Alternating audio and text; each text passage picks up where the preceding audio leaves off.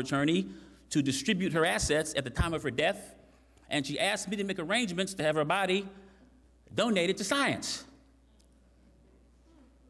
And then she prepared to die. And after about a month, I called the folks at Meet Ministries. I forgot who I talked to, but it was a young lady. I said, do you all take care of folks with AIDS? They said, as long as the person's alive.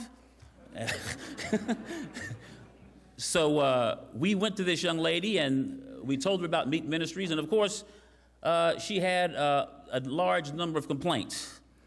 Said that she couldn't get up there, she had no transportation, she had no money, just a litany of excuses. I said, wait a minute, do you want to live?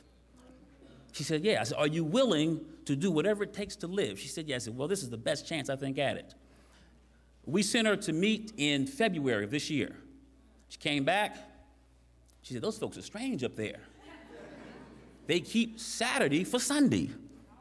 They don't eat animals.